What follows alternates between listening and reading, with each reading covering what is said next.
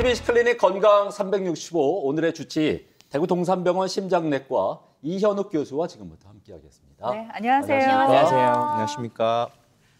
네, 요즘 뭐 아침 저녁으로는 쌀쌀하고 낮에는 포근하잖아요. 네. 전형적인 봄날씨라고 할 수 있는데 이런 계절에 특히나 주의해야 할 질환들이 있을까요? 네. 맞습니다. 이제 봄이 찾아오고 3월이 되면 이제 기온차가 일교차가 큰 계절이 이제 다가오게 됩니다. 그러면 특히 이제 심장 질환 쪽으로 이제 협심증이나 이런 심뇌혈관계 관계 쪽에 이제 병들이 조금 이제 문제가 될 수 있습니다. 네. 오늘은 그렇다면 어떤 질환에 대해서 얘기를 오늘은 나눠볼까요? 제가 제 전문 분야이기도 하고 네. 요즘 환자들도 이제 협심증 관련 환자들이 많기 때문에 이제 협심증에 대해서 저희가 준비를 해보았습니다.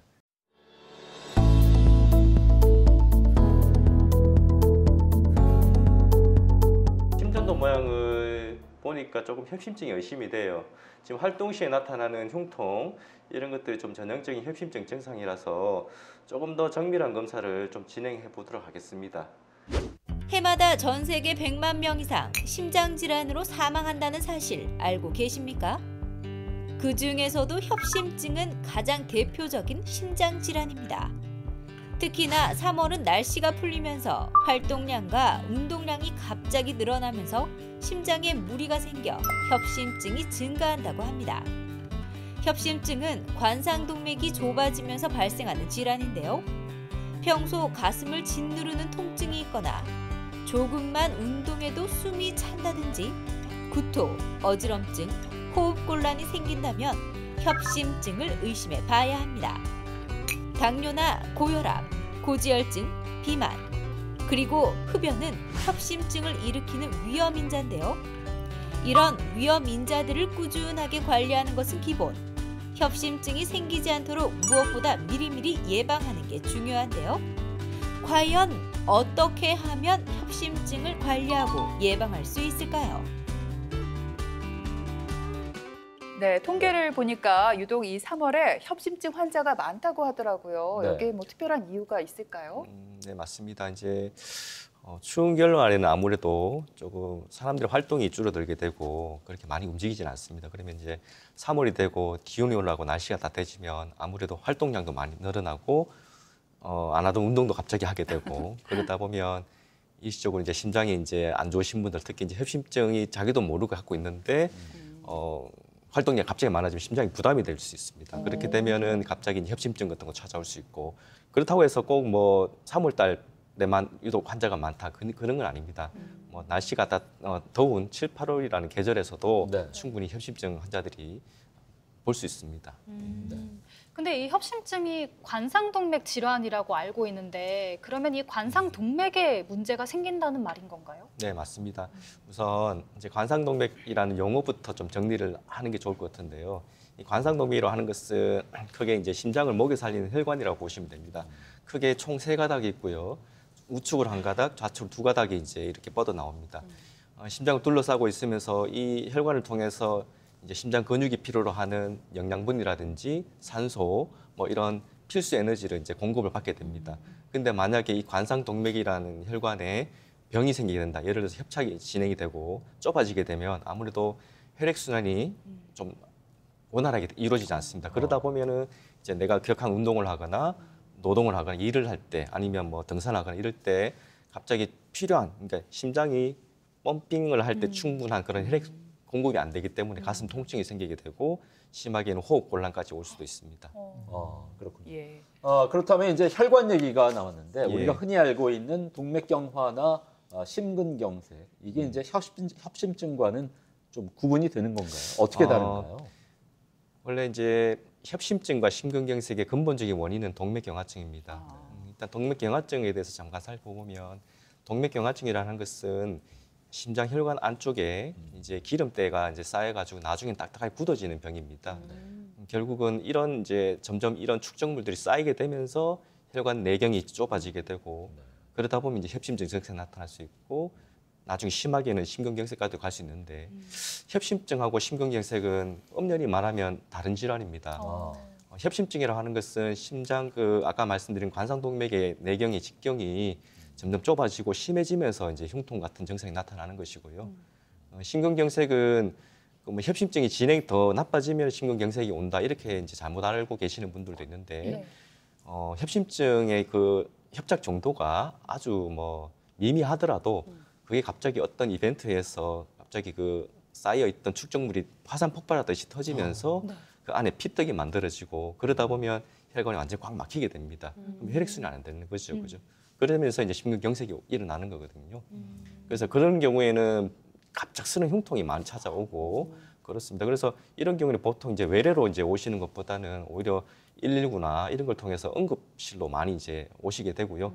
이런 심근경색 환자, 급성으로 오시는 심근경색 환자들 같은 경우에는 빨리 혈관을 뚫어줘야 재개통을 시켜줘야지만 네. 그런 사망까지 이르지 않는 그런 결과를 만들 수 있습니다. 그래서 협심증과 심근경색은 뭐 비슷하면 비슷하게 볼 수 있지만 조금 그런 차이가 있다는 거를 좀 알아주셨으면 좋겠습니다. 제가 이틀 전에 가슴이 조금 쪼였거든요. 그럴 때 있잖아. 갑자기 네. 또 겁이 나네요.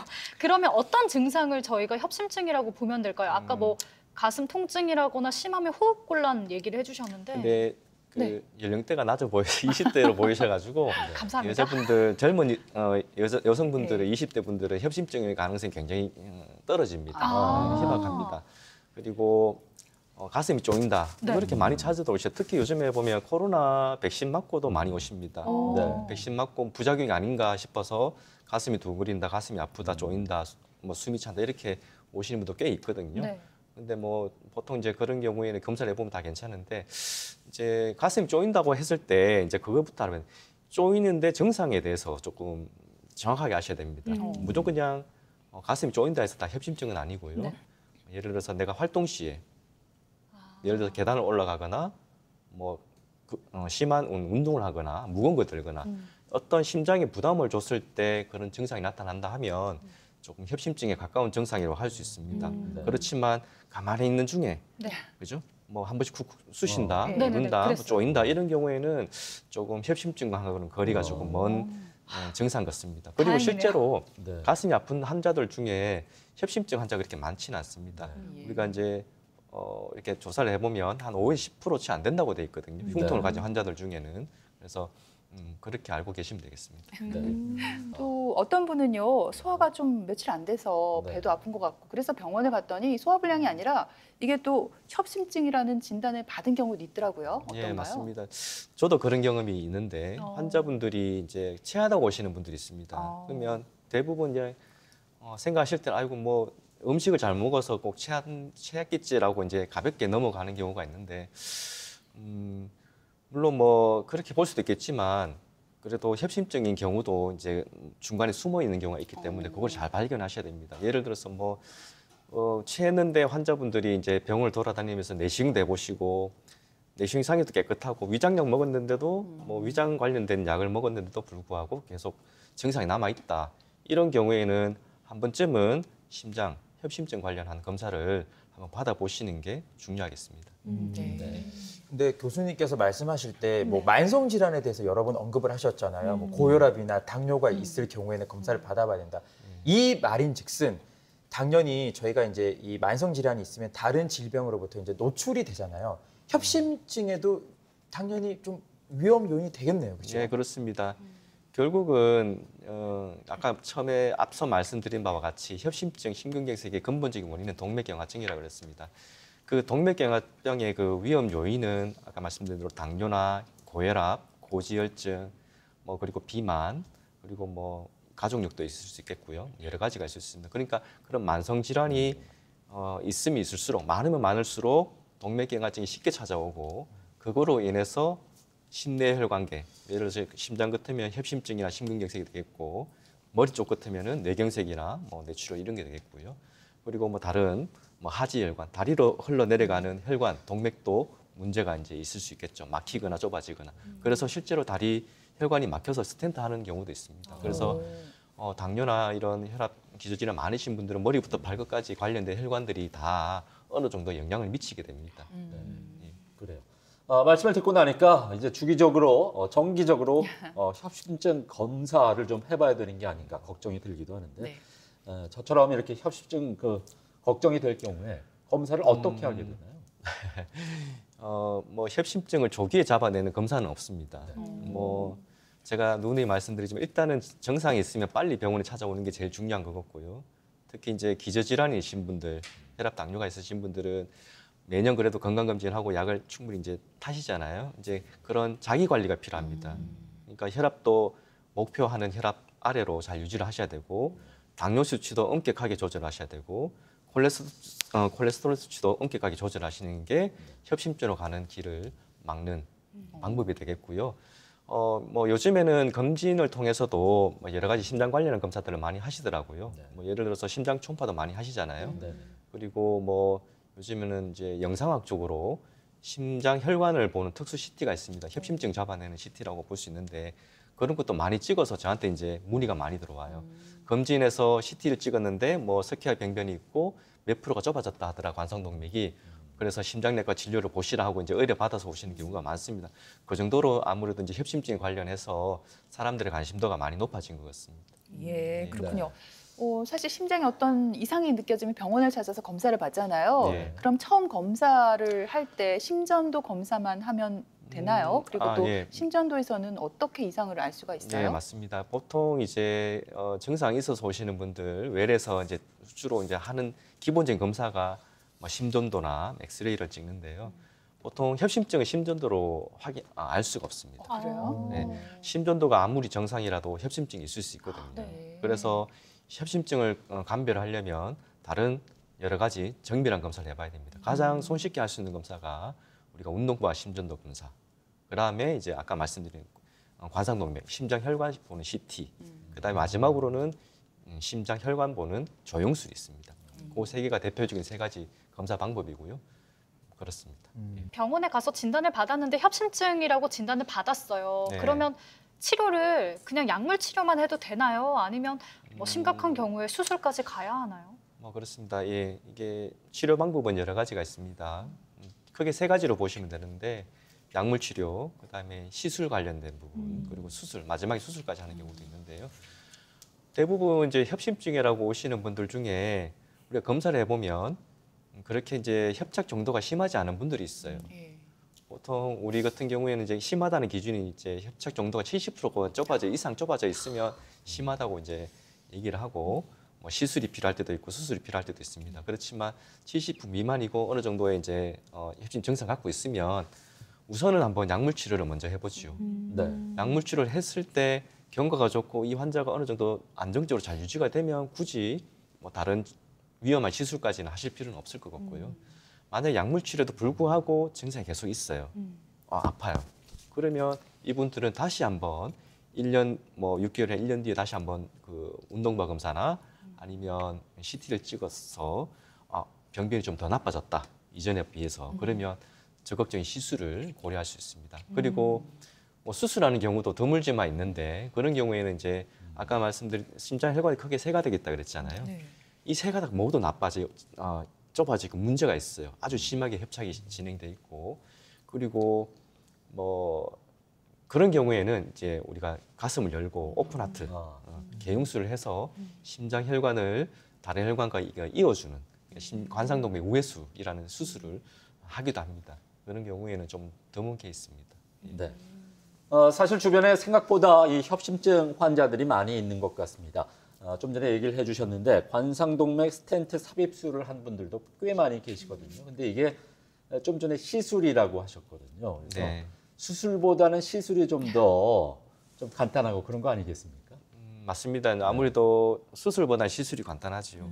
예전에 이런 시술, 관상동맥 스텐트 시술이 없을 당시에는 대부분 이제 오픈 하트, 이제 개용술을 해서 관상동맥 우회 수술을 많이 했거든요. 근데 스텐트가 이제 나오면서 이제 스텐트 시장이 넓어지고 시술 건수가 굉장히 많이 늘어났습니다. 그래서 요즘에는 대부분의 뭐 거의 뭐 90% 이상은 내과적 스텐트 시술이라고 보시면 되고요.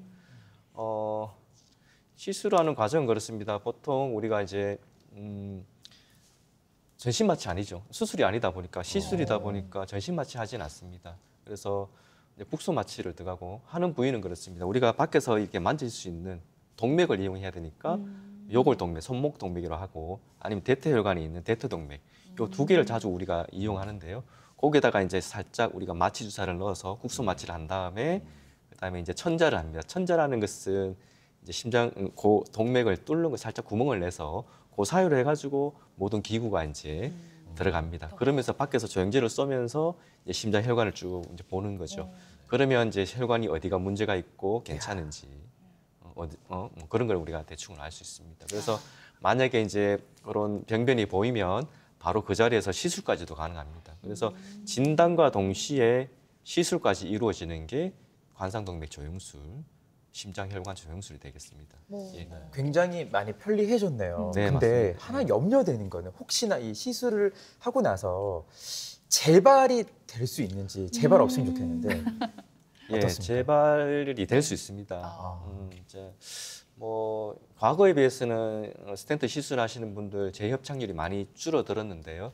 그렇지만 여전히 드물게 재협착이 이루어져 가지고 생겨서 발생해서 이제 다시 흉통을 갖고 오시는 경우가 있는데 뭐 예를 들어서 스텐트를 하셨는데도 불구하고 심장약을 제대로 안 먹은 경우가 많습니다. 그런 분들한테는 다시 스텐트 했던 부위가 다시 막히는 경우가 많죠. 그래서 반드시 스텐트 시술하고는 평생 약을 잘 드셔야 되는데 좀 말을 잘 안 듣는 환자들이 좀 있습니다. 담배 피지 말아야 해도 담배를 피고 뭐 이런 분들 꽤 많습니다. 네. 그래서 그런 분들 같은 경우에 그런 위험에 노출이 많이 되어 있고 그리고 재발이라고는 그렇지만은 다른 쪽 혈관에 또 이제 문제가 있어서 또 찾아오는 경우가 있습니다. 그래서 열심히 본인 약을 먹었는데도 불구하고 스텐트 했는 혈관 말고 다른 쪽에 또 혈관이 막혀서 좁아져서 오는 경우가 있습니다. 예. 그 방금 교수님께서 말씀을 하실 때 시술을 하고 평생 약을 먹어야 된다고 하셨는데 그러면 이게 시술하고 평생 약물 치료를 해야 된다는 말씀이신 거예요? 네, 그렇습니다. 이게 보통 스텐트를 하고 나서는 환자분들은 이제 평생 약을 먹어야 되는 조금 힘든 상황에 놓이게 됩니다.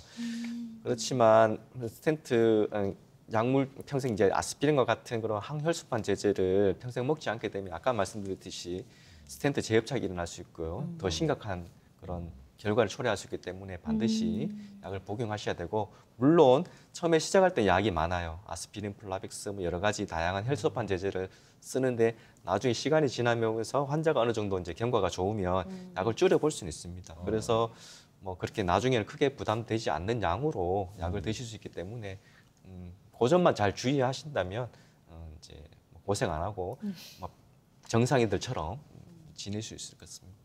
네, 스텐트 시술 이후에 약을 잘 복용해야 된다고 하셨잖아요. 네. 근데 환자가 다른 또 질병이 있어서 약을 먹는 경우 있잖아요. 같이 복용해도 괜찮을까요? 같이 복용해도 되지요. 되는데 주의해야 될 약이 몇 가지가 있습니다. 크게 두 가지를 보는데 보통 우리가 이제 어르신들 보면 관절통 때문에 약을 많이 드시잖아요. 네. 뭐 많게는 뭐 10가지 이상 관절염 증상 때문에 이제 약을 드시는데 그 중에 보면 NSAID라는 계통, 비스테로이드 소염제 계통의 진통제가 있습니다.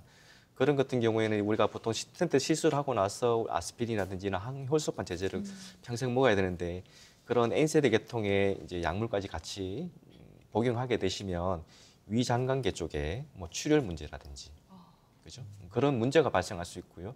또 심장에 부담을 줄 수가 있습니다. 그런 약들이. 그래서 저희 심장 하시는 선생님들 보통 이제 진통제를 쓰면 보통은 이제 타이놀 계통의 아세토아미노펜 계열의 진통제를 많이 씁니다. 그리고 또 한 가지 더 주의해야 될 약이 있는데 보통 이제 협심증 치료를 하고 스텐트 하신 분들 보면 부부 성생활에 대해서 많이 이제 걱정을 하세요. 그러니까 뭐 괜찮냐, 가슴이 아프지 않느냐. 뭐 그렇게 하는데 그리고 어떤 분들은 이제 발기부전제 치료제로 뭐 비아가라라든지 이런 약들을 문의를 많이 하십니다. 먹어도 되는지. 저는 그렇게 얘기를 합니다. 본인은 이제 스텐트 시술을 하셨고 거기 되면 이제 우리가 혈관 확장제 계통의 약을 쓸 수밖에 없다. 그리고 먹고 있다. 그러면 이런 약들을 쓸 때는 이런 비아그라도 마찬가지 혈관 확장제입니다. 그래서 그렇게 되면 갑자기 이제 혈압이 떨어질 수 있고 위험에 빠질 수 있습니다. 그렇기 때문에 가급적이면 혈관 확장제 계통의 약을 쓸 경우에는 그런 비아그라 발기부전제를 드시면 큰일 납니다. 위험합니다. 말씀드리고 만약에 뭐 그게 꼭 필요한 경우가 있지 않습니까? 남성분들 같으면 그러면은 제가 이제 그런 약들을 뺍니다. 혈관 확장, 심장 쪽으로 이제 나이트로 계통의 약을 빼서 한 3, 4일 정도 끊어보고 이제 이런 약들을 드십시오. 이렇게 조심스럽게 말씀을 드리죠. 네. 그리고 고지혈증이 있는 분들 또 평소에 콜레스테롤 수치가 네. 높은 분들도 협심증이 안 좋다, 뭐 무리가 된다 이런 얘기가 있더라고요. 그만큼 식습관도 중요할 것 같습니다. 맞습니다. 이제 음식이 대부분이죠. 예, 대부분인데 보통 이제 아까 말씀드렸지만 이런 이제 젊은 사람들이 생기는 이유도 어느 정도 식습관의 그런 변화들이 이런 차이를 이런 젊은 세대들에서 협심증 증상 유병률을 올리지 않았나 싶기도 하고요. 최근에 이제 보고에 의하면 지중해 식단이라고 있습니다. 지중해 식단 그게 뭐냐면 이제 뭐 학회에 보고도 하고 뭐 그래서 이 지중해 식단을 음식을 먹어보니까 아무래도 협심증 그런 발병률이 많이 줄더라는 보고가 있어서 얼마 전에 세브란스에 이제 모 교수 가정학교 교수님께서 이거에 대해서 또 한국형 지중해 식단을 연구를 해서 발표한 적이 있습니다. 보면 우리 한국 사람들은 탄수화물 위주지 않습니까? 네. 저희 탄수화물 식단을 좀 많이 과감히 줄이고 지방이나 단백질 식단을 많이 늘리는 이런 식으로 조금 이렇게 얘기를 하시더라고요. 그래서 뭐 다들 아시다시피 오메가3, 오메가3 하잖아요. 그런 좋은 지방, 오메가6, 뭐 음식으로 보면 뭐 우리 올리브, 그죠? 그다음에 뭐 이런 들기름 이런 것들이 좋은 지방질이 되겠고 아무래도 육류보다는 해산물, 어류, 등푸른 생선 이런 것들이 조금 좋다고 모두가 다 알고는 있지만 그걸 실천하기는 굉장히 어려운 것입니다. 그렇죠. 네. 말씀하신 대로 실천이 참 어려운데 그래도 실천해야 되는 게 식습관뿐만 아니라 또 하나가 운동이 아닐까 싶어요. 예. 좋은 운동법 있으면 추천을 좀 해주시면 좋을 것 같아요. 저는 환자들한테 이렇게 얘기합니다. 협심증 환자들 같은 경우 스텐트를 하시고 뭐 이런 분들한테는 주로 이제 유산소 운동을 많이 하라고 하십니다. 그러니까 근력 운동도 물론 필요하지만 연세가 드시면서 그것보다는 아무래도 유산소 운동을 해서 어느 심장을 좀 단련시켜줘서 그렇게 하면은 아무래도 조금 우리가 그런 혈압 관련된 부분도 좀 낮출 수 있고요. 그리고 콜레스테롤 부분도 조금 낮출 수 있고요. 다양한 좋은 그런 효과를 볼 수 있기 때문에 뭐 걷기라든지 자전거, 사이클, 뭐 수영도 마찬가지고요.